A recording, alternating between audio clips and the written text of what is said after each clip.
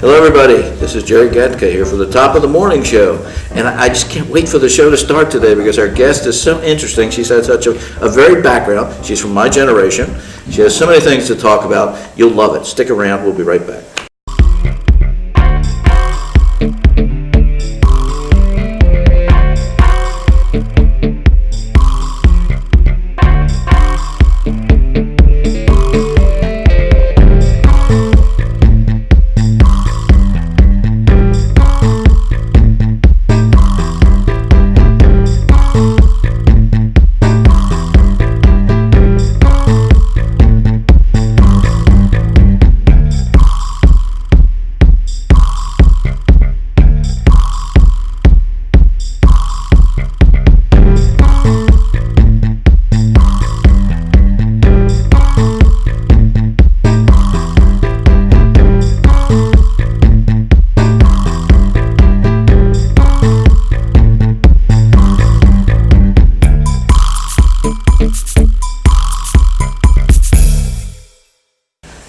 Welcome everybody. I'm Jerry Gatka for the Top of the Morning Show, and I'm here today with our guest, who is Janice Eastmorehead Grant. Now, I'm looking at parts of your bio, and I can't remember the last time I met someone with such an interesting experience background. Let's start with where you are today. You're a retired teacher, correct? I am.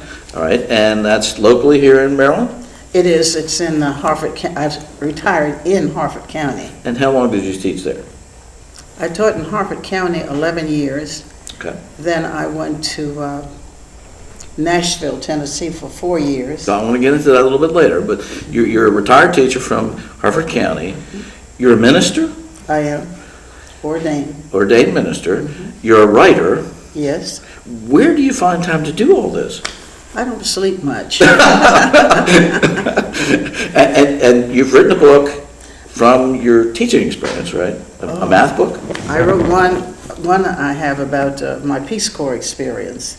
Okay. And then let's get into that. Right. My husband and I joined the United States Peace Corps in Nashville, Tennessee. What caused you to do that? Well, I had joined before President Kennedy, before the ink was dry, when he first proposed Peace Corps. And then when I married, my husband wanted to go. We were assigned to Ethiopia. Wow. And then we went to Liberia, West Africa. We were involved for 5 years with the Peace Corps, teaching and just teaching school, teaching people to read and write, teaching them how to grow foods, and then health care, and anything that needed to be done. Now, I remember one particular piece from what I read in your bio about your teaching experiences in Africa, and primarily with older people. Well, actually, we were in 2 high schools. Okay. One in the interior, where we lived for a while. It was Bonga, they call it Bonga. Because the English call it the click sound because they can't say I don't think I could either. Well, they do in South Africa. But then we left that and went to Monrovia, Okay. the capital city, and taught in a Catholic school. And there we had a TV program for 4 years. It was an all-girls school, and then I had a radio program. In Africa? In Africa. Now, Voice of did you America. do this in, okay, Voice of America, so it wasn't English? Okay. Yeah, but it spanned 3 continents, Europe, Asia, and Africa, but they don't call it Europe, they call it Eurasia. Because there's no separation between Europe and Asia, just so you all know. Yeah, I've seen that on the map where they have the separation, but when you actually go there, it's not there in reality. Well, I'm just kidding. They have the Ural Mountains. And the program was called Eternal Love Winning Africa. Wow. ELWA Now, was the did station. you name that yourself? Or No, that was there someone before else I came came. up with that? Okay.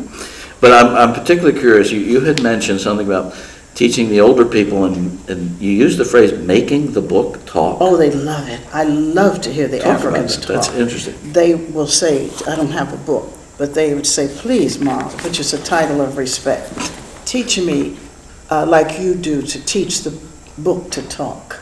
And that means teach me to read. And they learn so quickly. Most people can speak 4 or 5 languages. In my village, the children spoke 4 languages. My son was only 3, and he spoke 3 languages. Children learn so much more rapidly That's than incredible. adults. And they're extremely brilliant people. And you also spoke very passionately about the music. Oh, I love the music.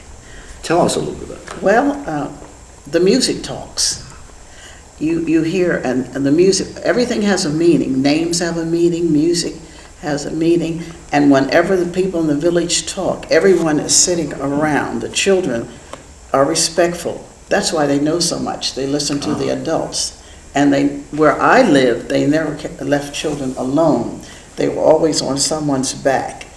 So they knew what was going on. And I carried my son on my back. Are the hand movements part of the music and telling a story as well? Because I noticed that you're very proficient. Yes. Well, in Ethiopia, this means Ethiopia when you do your hands like this. And the Emperor Haile Selassie, this is the way he always stood, regal like that, the Lion of Judah. He came to our country once also when our president died. So you've met emperors as part of your experience. Let's go on a little bit beyond the Peace Corps. You also were a freedom rider. Oh, that goes way back. I had a friend, Mickey Schwerner, who was he was a... Way back meaning you were a teenager at the time? Oh, no. Younger? I was a teacher, and my friend had asked Walter Carter. I had been working with him with the sit-ins here in Baltimore and throughout Maryland and the NAACP National. I was the director of desegregation for the state of Maryland, so I had an opportunity to go all over. And then later I was president of the NAACP in my county. All right. And so when Walter asked someone to go to Jackson, Mississippi, I volunteered, and I drove from Maryland to Mississippi. And for a time frame, this is back in the 60s? 1964. Okay.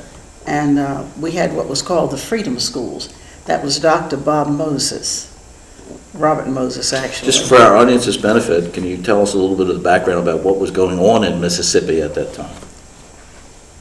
Well, there were a lot of murders, a lot of lynchings, and 20 churches were burned at that time because we used the churches to register voters. And every time we registered voters in a church, it was burned down. So we went to investigate. Our office was on Lynch Street, 1017 Lynch Street, which was named after a member of Congress, John Lynch. And this is what we call the COFO office, Council of Federated Organizations, which was the NAACP, SCLC, Dr. King's group. You're getting into really great details, and I want you to continue, but we're going to have to take a short break right now, and we'll be right back.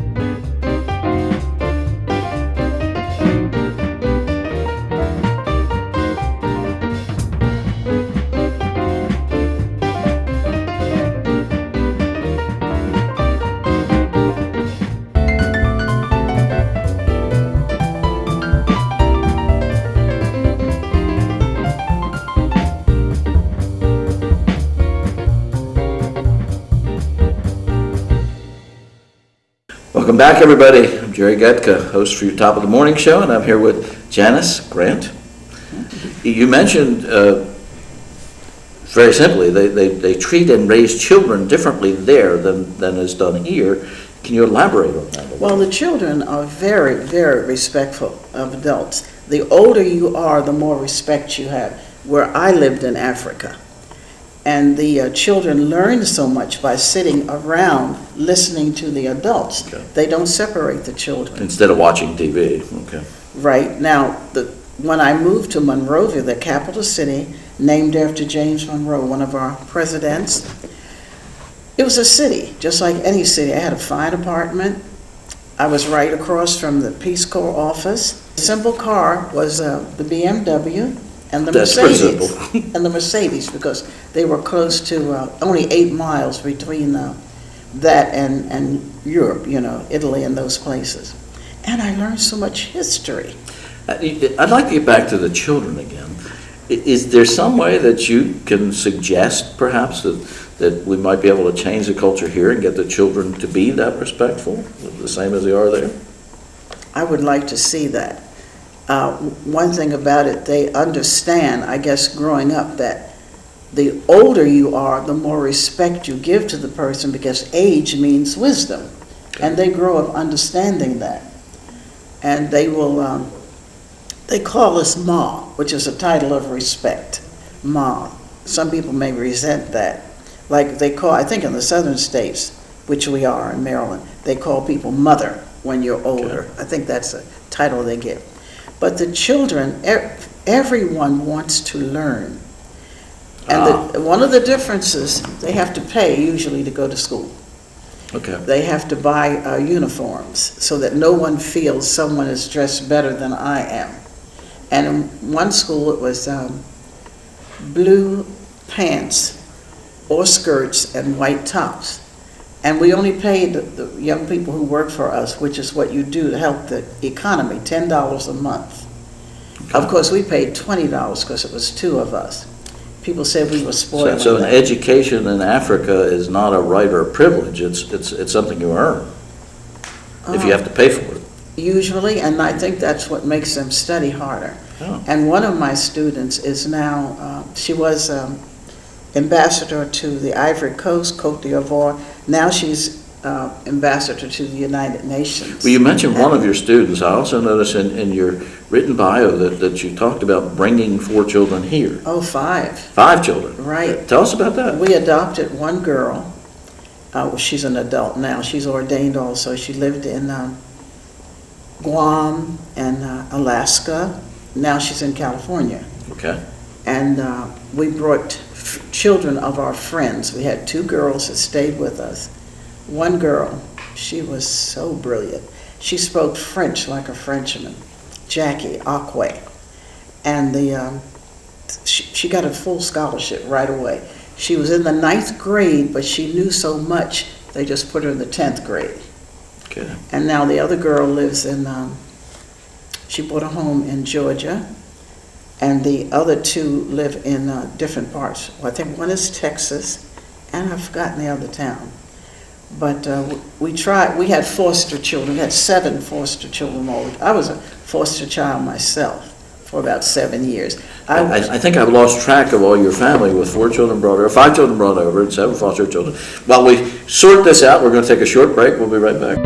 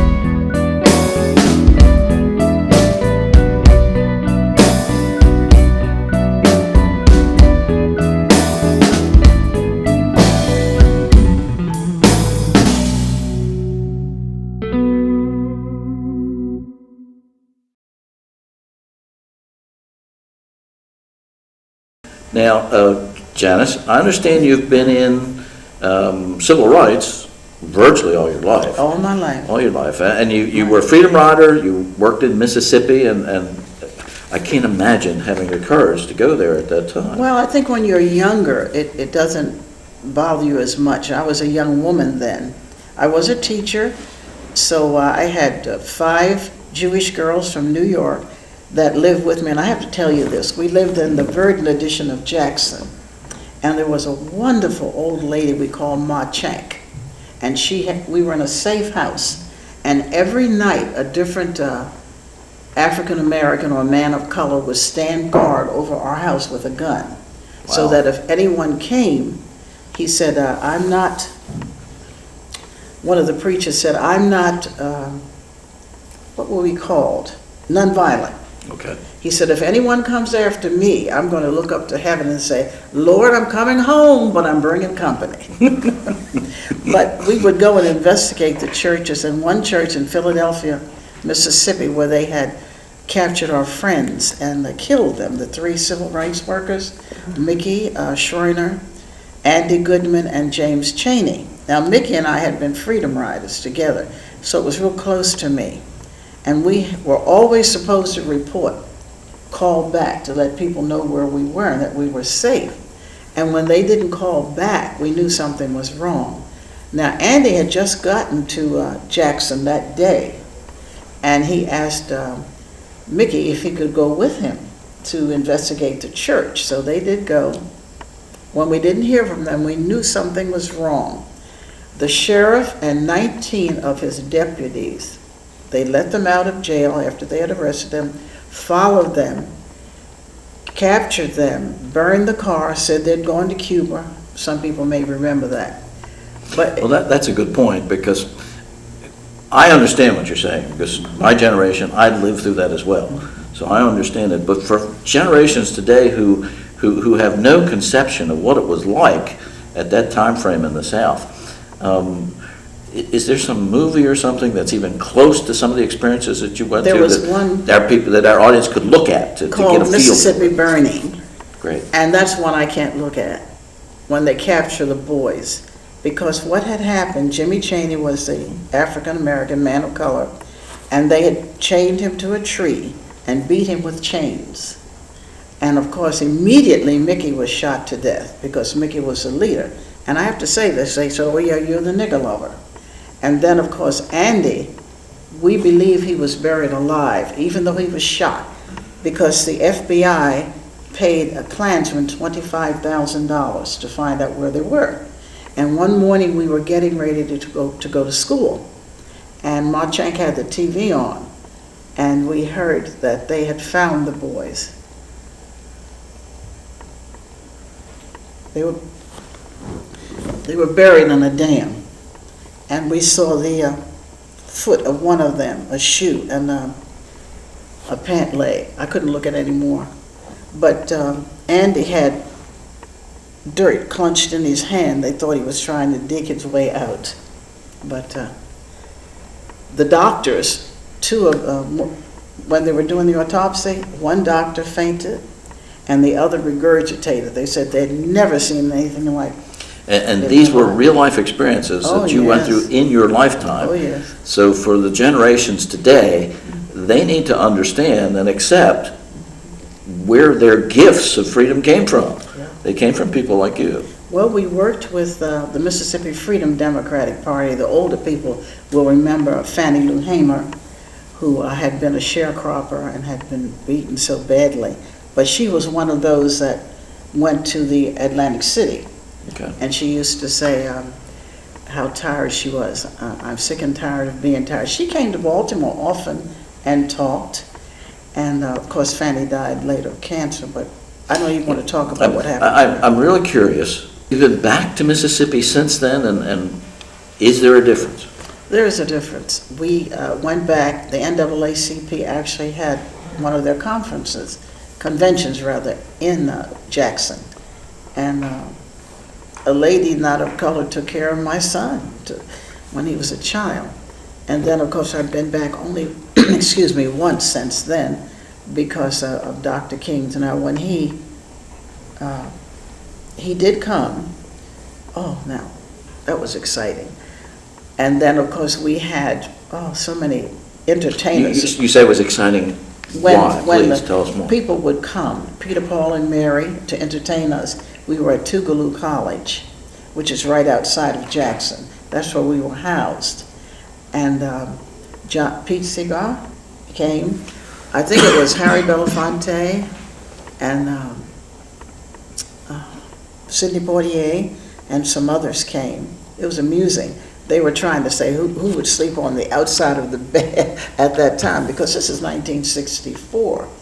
And they had dragged the Tallahatchie River and the Pearl River for the bodies of the boys before they found them. President Johnson sent the CBs down to, you can see that in the movie, to dig. Now, they found bodies, but they didn't find the boys, of course.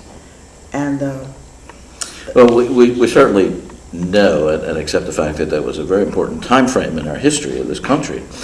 black people, as we were called then, we had all kind of names we've had, but the two of us were not, you and I couldn't ride together. Okay. But once there was I don't remember his name, a professor from Stanford. Stanford has the option, publish or perish. So he came. That's true with most college Is that professors. right? So he came to Jackson, and he invited me to come with him and the girls to their hotel to eat. I had no problem. They let me eat. However, we were going to Yazoo City because the young girls from New York and one of the young men said, "Janice, I can't believe that you can't eat in any of these restaurants." And of course, everywhere we went, we couldn't. Then we decided we'd go to see the Professor James Silver. Okay. He wrote a book called Mississippi, the Closed Society. So we went to Ole Miss. Well, they had to lay on the floor to sleep because they would shoot in their house constantly. And we were able to go and talk with him, get one of his books, and get it autographed. You mentioned during one of the breaks that you had an experience where you had to hide in a trunk. I was the only one with a car. As I said, I had driven from Aberdeen, Maryland to Jackson. And I'd never say where I was going. I'd always say the next town. I wouldn't go through Georgia. Georgia was worse than Mississippi at that time. So the girls and the guys were with us, and somehow a huge Great Dane ran into the car, and the radiator was burst. So we lost all the water. Okay. I had a Chevrolet, I don't remember what year it was, but it was somewhere along that time. And so some people came along, and they didn't see me at first. And then when they saw me, they said, "We're going back to town and get someone, we're going to take care of you." Then a black family came along and took all the Jewish friends of mine with them. And I waited in my car, and surprisingly, they did come back and get me, but no one touched the car. Normally, they would have burned it, but it was there the next day. That's absolutely incredible. We're going to take a short break. We'll be right back.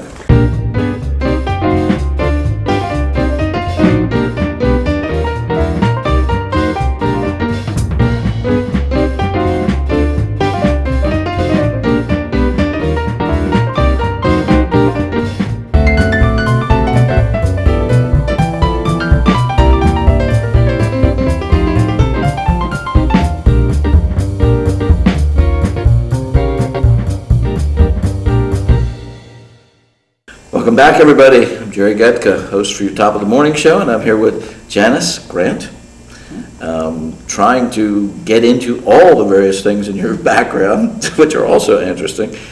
You say now that you're involved in a project about restoring, you mentioned during the break, that Right, you're exactly. involved in a project about restoring a historic home. Yes, actually, it belongs to my family. In 1917, my great-grandmother, I never met her, she passed before I was born, and then my grandmother, her daughter, and her other daughter, my grand-aunt, purchased 4 acres of land in Aberdeen. Okay. And so we now my husband and I own that property. Not but- on the military base, I hope. No, it's right in Aberdeen proper. Okay. And for years, the town has tried to take that property from us by any means possible. So they tried to get us to demolish the house. We need grants or restoration projects, whoever would want to help us to restore that home. And we call it historic because my aunt. Now, do you want them to contact you directly or some Directly. organization? Well, I have an organization called the Carpenter's House Ministries. Okay. And we give scholarships and do quite a few things. But my aunt was an aide, if you can believe this, in 1929 to FDR, President Roosevelt. Okay. And during the war, she asked permission, and she was granted that to become a nurse during World War II. And she became a nurse. Then when Mrs. Roosevelt knew she was dying, she called her back to be with her private nurse. And so my mother has built a church on that same property, and my mother's passed also now. But you're looking for help For help with this this. historic restoration. Exactly. Who should they contact? You personally? The Carpenter's House Ministry, Carpenter's House yes, Ministry. and Janice Grant, but I don't And we'll have a number going across the bottom of the screen where they'll be able to call and help you with that. exactly. The number would be 443-540-4229. All right. And you're looking for help for the restoration. I'm sure you're looking for fundraising as well as people with strong backs. We were hoping to use that house for female veterans with children who are homeless. Have I got the person to hook you up with? I'll talk to you about that later. Great. With all the things you've done, what was the highlight of all your experiences? It's hard to pick out one thing. Pick as many as you like. Our friends, Mrs. Juanita Jackson Mitchell and Mr. Clarence Mitchell, and of course their sons, oh, they're such great people. She asked me the second year I was teaching if I would be a plaintiff to desegregate the schools in Harford County, and I was. And of course then later my husband and I were Now, plaintiffs. our audience today may not have any inkling or even a concept of what you're talking about when you say desegregate the schools. Explain that a little bit. All schools were segregated. When I went to college, I went to a black school only. And I was not permitted to go to a school of higher learning in the state.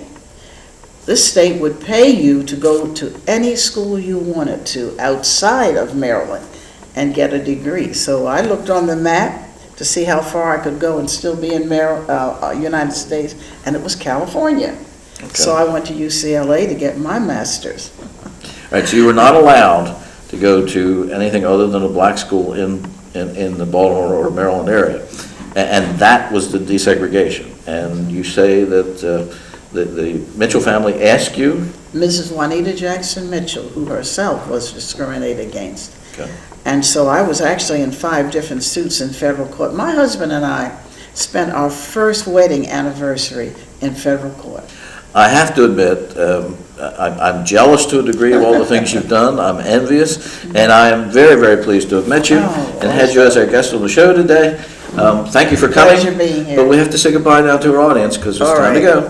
All right. Bye-bye, everybody. Thank you. And we just All talk right. to each other as if we're just Right. kibitz.